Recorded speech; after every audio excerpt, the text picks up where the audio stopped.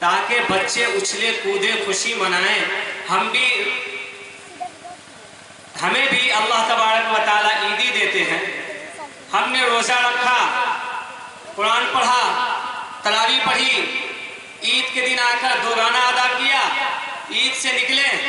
اللہ کہتا ہے فرشتے سے کہ جاؤ کہہ دو ان مسلمانوں سے، ان بستیوں میں رہنے والوں سے، گلی کوچوں میں جہاں سے گزر رہے ہیں، جو عیدگاہ کی طرف آئے ہیں اور یہاں سے نکل رہے ہیں، کہ تم نے میرے حکم پر عمل کیا، میرے لیے بھوکا رہا، اور میں نے کہا کہ رات میں تراویح پڑھو، تراویح بھی پڑھا، اور اس کے بعد تم نے آج یہاں آ کر دو گانا ادا کر کر یہ ثابت کر دیا کہ اے میرے پروردگار، تو کہتا ہے جھک جا تو جھکنے کے لیے تیار، تو کہتا ہے اٹھ جا تو اٹھنے کے لیے تیار، لہٰذا میں مان گیا تمہیں، مان گیا، چلو جاؤ یہاں سے نکل جاؤ. اور کس حالت میں نکلو؟ اس حالت میں نکلو کہ تم ایسے بخشے بخشائے ہو جیسے آج ہی تمہاری ماں نے تمہیں جنا ہے. تو میرے بھائیو، اللہ تعالیٰ کیا کرتے ہیں؟ یہ عیدی دیتے ہیں، انعام دیتے ہیں کہ یہ لو اور لے کے نکلو، تاکہ تم بخشے گئے ہو، اب تمہاری مغفرت ہو چکی ہے، تمہارے اوپر رحمت برسی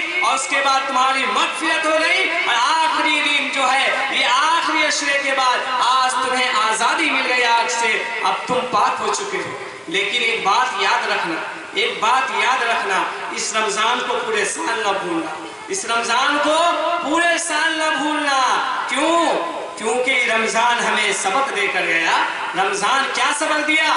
رمضان نے یہ سبق دیا ہمیں کہ اگر ہم رمضان کے 30 روزے رکھ سکتے ہیں تو ہر مہینے کے ہم 3 روزے بھی رکھ سکتے ہیں. رمضان میں ہم صبح فجر کے وقت اٹھ سکتے ہیں تو ہم روزانہ فجر کی نماز کے لیے بھی اٹھ سکتے ہیں. اسی طریقے سے ہم رات میں تراویح پڑھ سکتے ہیں تو ہمیشہ کی نماز بھی جا کر اور چند رکعت نفل بھی پڑھ سکتے ہیں. اگر رمضان میں ہم کسی غریب کی مدد کر سکتے ہیں تو رمضان کے علاوہ بھی ہم کر سکتے ہیں. رمضان نے کچھ سبق بھی دیا ہے، یہ سبق ہمیں لینے کی ضرورت ہے. رمضان میں اگر ہم روزانہ ایک پارہ کی تلاوت کر سکتے ہیں تو ہر دن پورے سال ہم ایک صفحہ تو ضرور پڑھ سکتے ہیں. رمضان نے پیغام دیا ہے، اس لیے ہمیں چاہیے کہ اس پیغام پر عمل کریں تاکہ اللہ تبارک و تعالیٰ کی ہم سرخرو ہو. تو میں اس کے بعد، اس تقریر کے بعد پھر ایک اپنی طالبہ کو دعوت دیتا ہوں، پارسا بنت عبید اللہ سلمہ کو،